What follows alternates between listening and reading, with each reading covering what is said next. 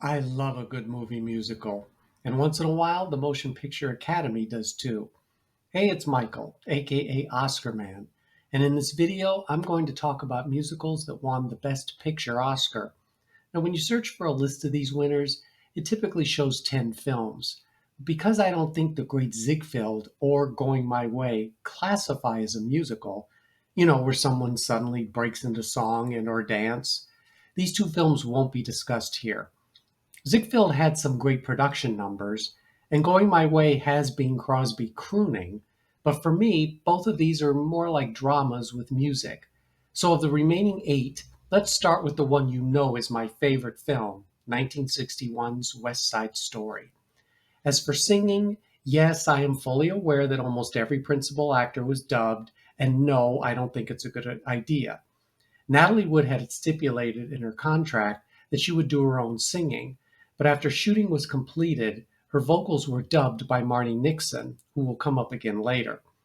Wood didn't possess a professionally trained singing voice, but her vocals were more than acceptable, and they matched her speaking voice, which I think works better. I feel pretty, oh so pretty. I feel pretty and witty and gay, and I pity any girl who isn't me today.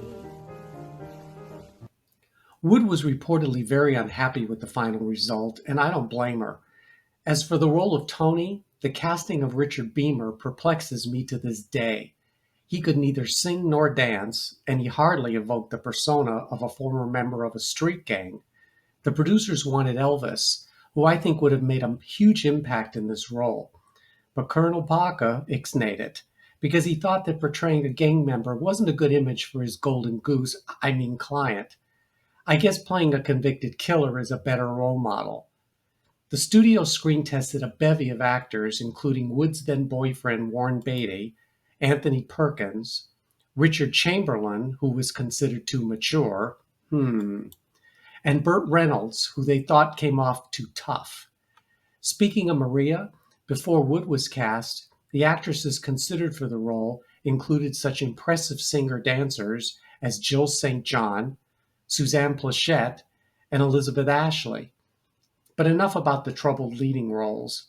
Let's get to the real reasons this film remains a classic. It had a brilliant score by Leonard Bernstein and Stephen Sondheim, and Jerome Robbins' unparalleled choreography. The dance at the gym number is still exciting to watch, while America, well, there is one reason why that musical number is iconic, and I think you know why. Let's quickly mention Russ Tamblyn and George Chakiris, both experienced, outstanding dancers. And of course, there was Rita Moreno as Anita. I'll quote from another source that spoke about Moreno's performance better than I could. Simply a firebomb, so sure and electric a presence that you spend whole sequences watching no one else. Sings the best, moves the best, acts the hell out of it, and doesn't so much as walk off with the film as let it scurry after her.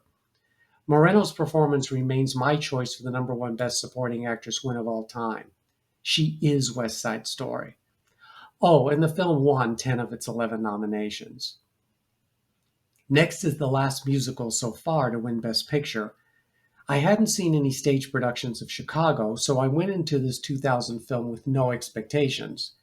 I didn't know what to make of Renee Zellweger, Catherine Zeta-Jones, and Richard Gere starring in this musical, which took almost 30 years to be made into a movie. Years prior, there was talk of Goldie Hawn and Liza Minnelli set to play Roxy Hart and Velma Kelly. They even performed All That Jazz on Hawn's TV special in 1980. But the film version was put on hold so many times that these two Oscar winners became too old for the roles. When Chicago was finally produced, it became a box office smash and went on to win 6 Oscars. I love this film, and despite my reservations about the casting of the leads, I thought everyone, even Gere, did an excellent job. The Fosse-esque direction by Rob Marshall set the right tone, even though he was snubbed for a Best Director Oscar, and Zellweger impressed me with her musical skills. However, it was Zeta-Jones who blew me away. Of course, she had the best numbers, which she performed with a power and ferocity as if this was her final film appearance. Like Moreno's Anita, Velma Kelly was a scene-stealing character, and Zeta-Jones earned her Oscar. Was this a lead or supporting role? I don't know. The fact is she won, and so should have Zellweger. It's one of my favorites on this list. One of the most surprising wins in Oscar history was An American in Paris being named Best Picture of 1951. The film holds up today, though I'm not sure it was deserving of Oscar's top prize. Yet who can argue with Gene Kelly's masterful choreography, Vincent Minnelli's direction, George Gershwin's music, and Cedric Gibbons' art direction? Gibbons designed the Oscar statue, which he himself won 11 times. Plus, there was Leslie Caron's always charming presence. I like parts of this film better than others. Okay, anything with Gene Kelly in it. But the story wasn't its strongest aspect.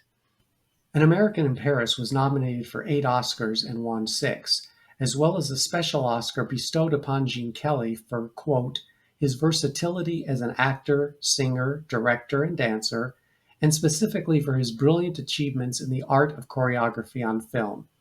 It remained Kelly's only Oscar. For historical significance, 1929's The Broadway Melody is an important film. It was the first musical released by MGM and Hollywood's first all-talking musical. This film was the first to use pre-recorded music for its soundtrack. It was also the first movie musical to win a Best Picture Oscar, which took place at the second annual awards ceremony. The film was a critical and box office success and was likely responsible for the production of future movie musicals. It was nominated for 3 Oscars, winning only one for Best Picture, the first of only 3 times in Oscar history that has happened. For its time, the Broadway Melody was an innovative, revolutionary, and perhaps risque undertaking. One has to look at the film with 2 sets of eyes. There is the moviegoer of 1929 who heretofore had never seen anything like this. And then there is, okay, I'll say it, it's me, watching the film today and seeing bad acting, mediocre singing and dancing, and a production which doesn't warrant the title of Best Picture. Now, if I were alive in the 1920s, I would have likely loved this film. Today, I don't. On Rotten Tomatoes, The Broadway Melody has the lowest score of all films that won Best Picture. Vincent Minnelli won his first and only Oscar for directing 1958's Gigi. The film, with music by Lerner and Loewe, had Minnelli written all over it, from its lush design to its costumes to its beautiful cinematography. It's a feast for the eyes. Yes, I know that contemporary audiences have a distaste for its subject matter, but there's a certain nostalgic feeling I have for this film. The title role was originated on stage by Audrey Hepburn, more about her in a bit. Leslie Caron was once again a charming presence, though again another lead singing was dubbed, much to Caron's consternation, this time by Betty Wand, who dubbed someone else. Maurice Chevalier and Hermione Gingold were delightful. Gigi won all 9 Oscars for which it was nominated, and, like An American in Paris, it received no nominations in the acting categories. While it may not be regarded highly by audiences today, I think it's good escapist fare that features a hummable musical score.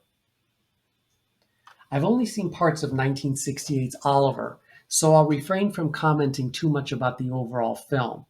What I did see was, for me, just okay, and I never bothered to watch the film in its entirety. Is it worth viewing? What am I missing? Oliver was nominated for 11 Oscars and won 5, as well as a special award for choreographer Ona White. So tell me, was this film more worthy of Best Picture than Funny Girl or The Lion in Winter? Is the score memorable? I'll admit I like Shani Wallace and would stick with it for her. Let me know. Okay, here comes the one for which I'm going to catch hell. I didn't actually watch The Sound of Music until about 10 years ago. There was something about it that just didn't seem appealing to me. But I finally set aside the time to see it from start to finish. And the film was everything I expected. To call it saccharine is for me an understatement.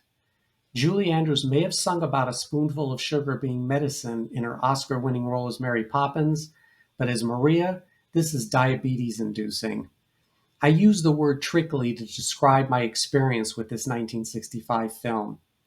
Andrews was seemingly perfect, though director Robert Wise was thinking of casting either Grace Kelly or Shirley Jones instead. Andrews had to be convinced to sign on because she was concerned about, yes, the sweetness of the piece. So was Christopher Plummer, who repeatedly turned down the role of the captain until he too was assured that the sugar would be more subdued. Eleanor Parker was cast because they wanted at least one recognizable name on the marquee. Now, I do like some of the names considered for the Von Trapp kids: Patty Duke, Leslie Ann Warren, Shelley Fabre, Terry Garr, Kurt Russell, even the Osmonds. And in spite of my overall dislike of the film, I think Climb Every Mountain is a great song that I occasionally like to sing. Peggy Wood received a Best Supporting Actress nomination primarily for this show-stopping number. But why the hell was she filmed so that you couldn't see her? The scene was staged badly. Oh well. Did the film receive unanimous praise upon its release? Well, here are a few of its raves. The New York Times disliked its romantic nonsense and sentiment. The New York Herald Tribune said it was icky sticky. Pauline Kael called the film the sugar-coated lie people seem to want to eat, and the score contained sickly, goody-goody songs. Despite all of that, The Sound of Music remained the #1 film for 30 of its 43 weeks in theaters and broke box office records worldwide. It was nominated for 10 Oscars and won 5. It is considered a classic and a film that has become a tradition to watch for many. The American Film Institute ranked it #4 on their list of the greatest movie musicals in American history. Guess what ranked higher? I know most of you want me to climb the next mountain and fall off of it, and I understand. The best thing about my channel is that we can respectfully disagree with each other, and with the final film to be discussed, I expect the disagreements to continue. But let's put the boxing gloves down for a minute so I can express my appreciation for your viewership and support. And though I just got through dissing a film that is beloved by most of you, I'm still going to ask a favor. At the conclusion of this video, if you hit the like button and become a subscriber, if you're not already, I promise to sing my favorite things at my next weekly karaoke gathering. I never realized that the film version of My Fair Lady had such division among movie fans. I found the film very enjoyable when I watched it as a young boy, and I think it's equally wonderful today. What's not to like? The story was based on the play Pygmalion and featured a score by Lerner and Loewe, costumes and art direction by Cecil Beaton, cinematography by Harry Stradling, direction by George Cukor, leading roles played by Rex Harrison and Audrey Hepburn. Uh-oh, I may have gone too far for some of you. I understand the vitriol for the casting of Hepburn. It was controversial in 1964 and remains so today. Everybody's favorite nun, Julie Andrews, originated the role of Eliza Doolittle on Broadway, and yes, she should have been cast in the film. Take that up with Jack Warner, who was very short-sighted in his decision, though he laughed all the way to the bank anyway. Audrey was no singer, we know. Her recorded vocals were shaky and subsequently replaced by Marni Nixon, the go-to dubber of the 1960s. I think they should have used Hepburn's voice anyway because, as in the case of previously discussed Natalie Wood, the singing matched her speaking voice. But what about Hepburn's performance otherwise? I think she was convincing as a gutter snipe turned lady. Audrey Hepburn possessed the charm and poise to pull off the transformation and make it more than believable. If you view her performance solely for what it is, without thinking about what could have been, isn't she worthy of praise? Apparently the Academy didn't think so. Because of the film's 12 nominations, Hepburn's name was conspicuously absent. And, ironically, Julie Andrews' name was not only on the ballot that same year, but also in the envelope when Sidney Poitier announced her as the winner of Best Actress. Hepburn aside, I've also noticed some intense dislike for Rex Harrison's performance as Henry Higgins. This I really don't understand. He originated the role on Broadway and won a Tony Award for his talk-singing performance, which he recreated for the film version. It seemed appropriate to me. Some have unfavorably compared Harrison and Hepburn to Leslie Howard and Wendy Hiller, who played the same roles in the 1938 version of Pygmalion. I think that falls under the apples and oranges bugaboo. Whatever the case, My Fair Lady was a hit with the critics and a box office blockbuster. Do you think this film is worthy of a remake? And if so, who do you see as its leading players? Well, that's it for now. So until we meet again, I'll leave you with this.